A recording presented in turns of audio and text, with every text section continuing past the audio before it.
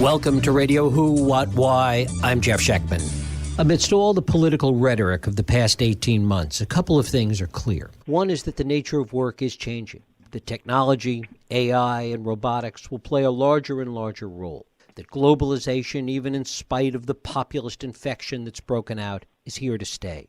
And that to deal with all of this, education of the next generations is going to be ground zero. It's beyond troubling, then, that Donald Trump appointed to lead the Department of Education someone who seems to know nothing about the past, present, or future of federal education policy. Betsy DeVos seems hell-bent on an anti-public school agenda, the use of taxpayer dollars for parochial schools, and little understanding of educational needs or goals. We're going to talk about this today with my guest, Diane Ravitch. Diane is a research professor of education at New York University. She's a historian of education. She's the former assistant secretary of education and a former member of the National Assessment Governing Board. She's the author of 10 books about education, including her latest, Reign of Error, The Hoax of the Privatization Movement and the Danger to America's Public Schools. It is my pleasure to welcome Diane Ravitch to the program. Diane, thanks so much for joining us. Thank you, Jeff. Glad to talk to you. I want to talk, first of all, about how out of the mainstream this appointment seems to be. Certainly you and I have talked in the past, and I know you had issues with Arne Duncan, and, many of us had issues with Margaret Spelling when she ran the education department. There have been lots of differences in policy over the years, but this appointment seems so far out of the mainstream. Well, yeah, Betsy DeVos is an extremist. She's a religious extremist. She's an ideological extremist. She has never been in a public school as either a teacher or a student. She not only did she not attend public schools, her children also attended Christian schools. She is a particular kind of a Christian evangelical that seems to be peculiar to Holland, Michigan, and that part of Michigan that was settled by Dutch people many years ago, is as a way of opposing any reform of their church. She sees her mission in life as spreading God's kingdom. This is not what we do with public education. Public education throughout the history of this country has been non-sectarian, non-religious, and accommodating to all different kinds of religions, because we have so many different religions, so many different backgrounds in this country, that we made a pact a long time ago that we would separate church and state. Those are actually the words of Thomas Jefferson, who understood that separation of church and state was vital, or we would be just like Europe, breaking up into warring factions. So Betsy DeVos is not only a religious extremist, she is unfortunately a multi-billionaire. Her own father was a billionaire from the auto parts industry in Michigan, and she married into the billionaire DeVos family, which is Amway, the pyramid marketing scheme. So Forbes estimates their fortune in excess of $5 billion. And she has been a lobbyist for vouchers for religious schools and also for charters. So many people in the charter industry, in places like California where the charter industry is incredibly powerful, are celebrating because it means more federal money for the privatization of public schools. But she's dangerously ignorant of everything that the U.S. Department of Education does, as she showed in her hearing the other night. Even in California, it's interesting in talking to people here about DeVos and the charter movement. Even people that are very active in the charter movement here are terrified about what could come out of her running the Department of Education. They're not looking at it as entirely positive at all. Well, there are people in the charter movement who've expressed concern. I know that the Massachusetts Charter Association sent a letter opposing her nomination, because what is likely to happen, and you could see that at the hearing the other day, is the Democrats are pressing very hard to say any school that accepts any federal funding is going to have to accept all the federal mandates that come with the federal funding. And thus far, charters have been able to avoid compliance with the IDEA, which is the Individual Disability Education Act, and that's special education for children with handicaps. Many charters don't take children with severe disabilities because they say they don't have the staff or facilities to deal with it. But under federal law, that's just an excuse. You can't get away with that. many charters have excluded kids who are English language learners because they don't have the staff for that. So I think that if DeVos gets in and she capitulates, as many in the Congress believe she must, to imposing federal mandates, then the charters will be just as regulated as the public schools. What also was troubling in her hearing was the fact that she didn't even seem to have an understanding of what IDEA was. No, she did not know, and she got confused. When she was asked about what is, what do you think about IDEA? Do you think it should apply to all the schools to get federal money? She said, no, that should be left to the states. And then there was an exchange that she had with Senator Kaine and then with Senator Murray from the state of Washington, and it became clear she had no idea what the IDEA was. She didn't understand that it's actually a federal law. It's not a question of do states want to meet the needs of children with disabilities. I think that the key quote was when Senator Kaine was pressing her to explain whether she thought all the same regulations should apply to all schools to get federal funds, and she kept dodging the question. And finally he said, are you suggesting that if a state ignores the IDEA that parents should just move to another state so that they can find a state where the laws are going to be followed? And she was completely flummoxed. I mean, she was also flummoxed about every other question that was asked about the specifics. She understands nothing about higher education. Her family have been major contributors to Christian evangelical colleges like the one she attended, which was Calvin College in Michigan. And they've also devoted a huge bulk of their fortune to Christian evangelical schools. So she really has no understanding of public education. And it's important to bear in mind that 85% of the kids in this country go to public schools, about 5 or 6% go to charter schools, and another 10% go to private and religious schools. Now, that 10% has been pretty steady for decades, and it varies between 10 and 12%, but basically the overwhelming majority of kids in this country are in public schools, and she evinced no knowledge whatever of public education, and certainly all of her philanthropic efforts have been devoted towards privatizing public education, as well as her political efforts. She's created PACs, political action committees, that have specifically funded candidates who were pro-voucher. She's even run hard-right candidates against moderate Republicans in order to make the party more extreme, and that's what's happened in Michigan.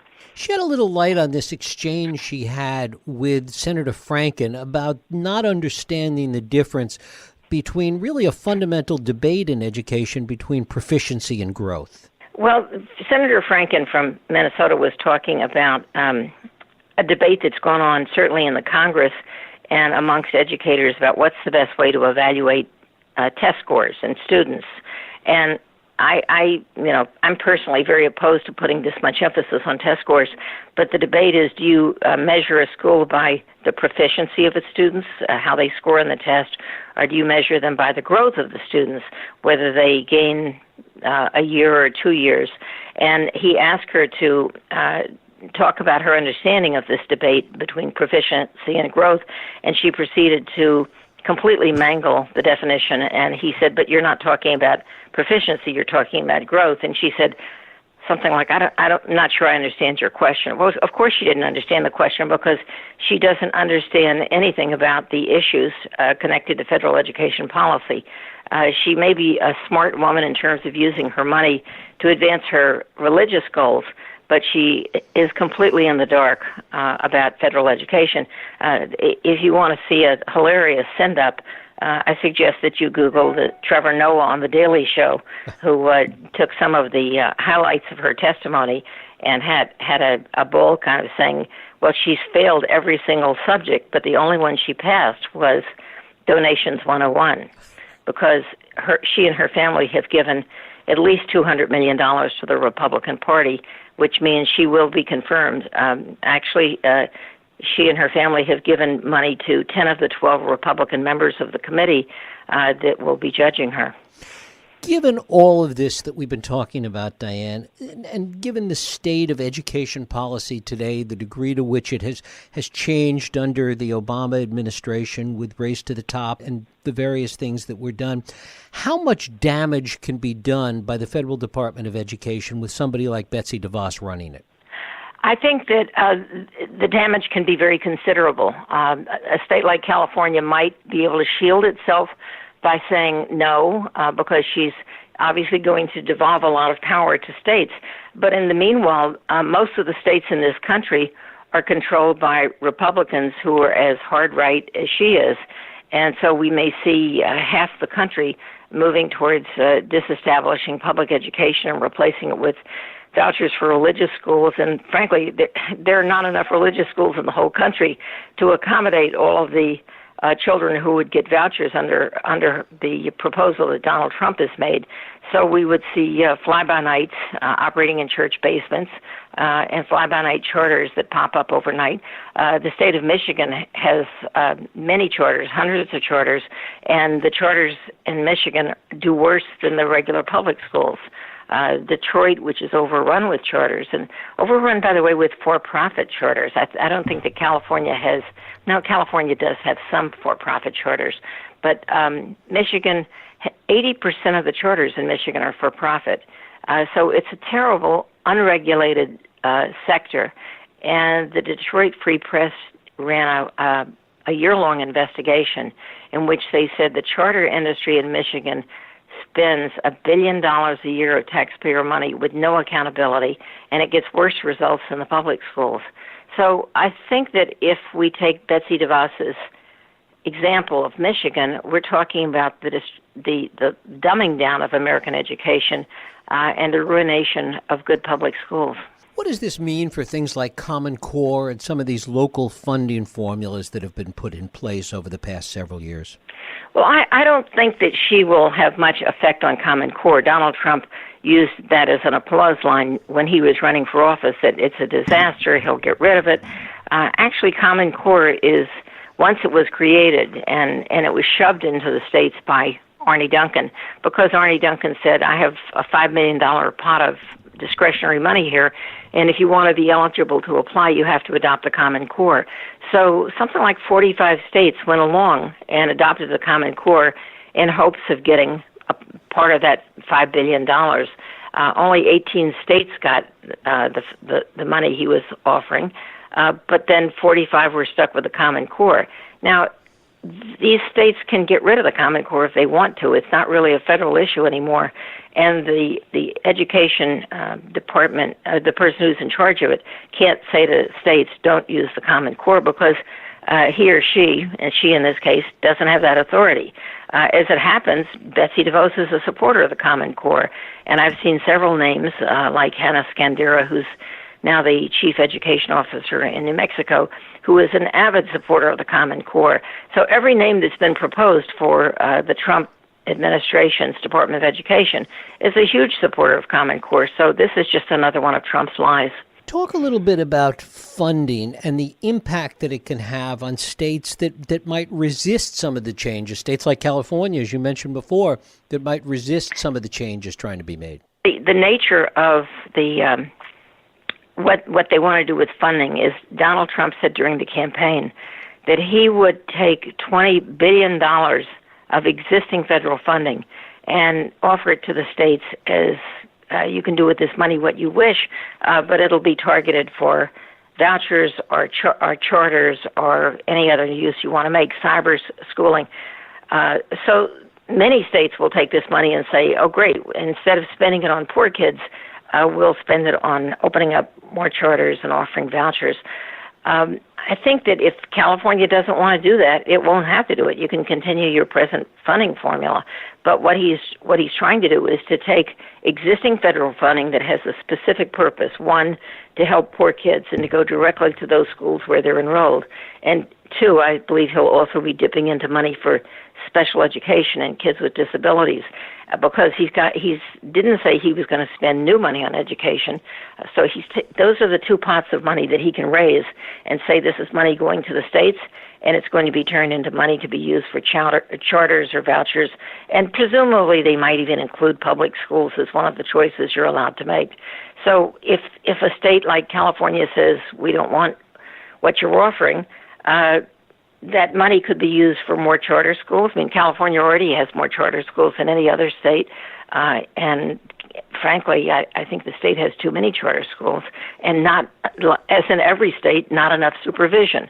I spoke with your head of the State Department of Education, Tom Torlakson, and I asked him, what kind of supervision are you able to provide? And he said, we simply don't have the staff to supervise charters. So charters are basically, they take the money and nobody oversees them. And the only way that scandals are revealed is when there's a whistleblower. Talk a little bit about the impact, the overall impact you see this having in terms of accountability. You know, we've talked for so long in this country about testing, about accountability, about measurement, about metrics in education. Debate's been going on for a long time. How do you see that playing out within the context of all that we've been talking about? Well, just before the election, Congress passed a new law to replace No Child Left Behind called the Every Student Succeeds Act. I have a big problem with this whole idea that this federal government is in charge of accountability because they're very distant from the schools and they frankly don't know what they're talking about. So they're always looking for some kind of a measurement tool, and they fall back on what's available, which is standardized tests. I have had a lot of experience overseeing standardized testing because I was for 7 years on the what's called the National Assessment Governing Board. Now that's a federal entity that supervises the NAEP. NAEP is the national test that's given every 2 years. So I've had a lot of familiarity with testing, and I came to feel very dubious about the value of these tests when they're used for anything other than sampling. The virtue of the NAEP, the National Assessment of Educational Progress, is that it's given every 2 years in reading and in math, and it's like a dipstick. You don't use your dipstick every single day in your car unless it's in terrible trouble. But you periodically, if dipsticks even exist anymore, and I'm not even sure about that, but you periodically do a sampling to see how things are going. I think that what makes sense is to stop testing every child every year. There's no other country in the world that does this. But Congress could not give up on the No Child Left Behind idea of testing every child every year. And so the new law, the Every Student Succeeds Act, will mean every child will be tested every year from grades 3 through 8 in reading and in math. And then the states are required to identify their lowest 5% of schools and to take some kind of dramatic action. Now, all of this is still, frankly, an extension of No Child Left Behind, which failed miserably. We've seen not only very little progress over these past 15 years of constant measurement, but the last time that the NAEP was given, the National Assessment Test was given, scores actually went flat for the first time in about 20 years. And states were not making progress because all this testing takes away time from instruction. The way that kids learn is if they're taught, not they don't learn because they're tested, they learn because they're taught. And I would like to see less testing and more teaching. But that's not what federal law says. Federal law says you will continue the testing. And all this emphasis on testing and measurement and metrics and data and accountability has produced nothing. And there was a report that just came out yesterday afternoon, which I put on my blog this morning. Mathematical Policy Research, which is an independent research agency, was commissioned by the federal government to evaluate one of its big programs, and it's called the School Improvement Grants. This was $3.5 billion. We're not talking million, we're talking billion. $3.5 billion to for testing, for firing principals, reorganizing schools, punishing schools if they didn't meet the test scores, etc. And the study said that this $3.5 billion had zero effect on student achievement, zero. So I think that all of this data-driven testing has no impact other than to destroy the arts, eliminate physical education, reduce the teaching of science and history and civics, and distort education. And I look forward to the day, which won't be coming soon, but someday we'll have better leadership in Washington that will understand that all of these incentives have been counterproductive, that they were driving people away from the teaching profession. We're not getting the best people coming in because the best people are leaving because they're sick of being judged by these stupid standardized test scores. And finally, Diane, what should parents be on the lookout for in this kind of environment that we're about to go into? I think that what parents need to do is to go to their schools and say, you know what really matters to me is that my child have adequate time for the arts. I want my child to come to school not to be tested, but to learn to play an instrument, to sing in a chorus, to join a band, to paint, to do sculpture, to learn to use the computer to do creative things.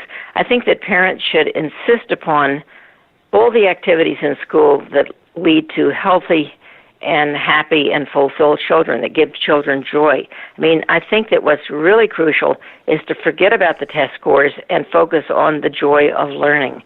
And everything the federal government is doing and has been doing now for 15 or 16 years has been, has the effect of squashing the joy of learning.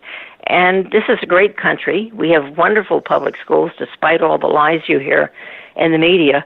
And support your public schools, support your teachers, and encourage them to give children time to play. Read Pasi Sahlberg's wonderful book, Finnish Lessons, and learn about how Finland became one of the best education systems in the world, not by testing, but by focusing on creativity and the arts and the joy of learning. It really works. Diane Ravitch, I thank you so much for spending time with us here on Radio Who, What, Why. Thank you, Jeff. Thank you. Bye-bye. Thank you for listening and joining us here on Radio Who, What, Why. I hope you join us next week for another Radio Who, What, Why podcast. I'm Jeff Schechtman. If you like this podcast, please feel free to share and help others find it by rating and reviewing it on iTunes. You can also support this podcast and all the work we do by going to whowhatwhy.org/donate.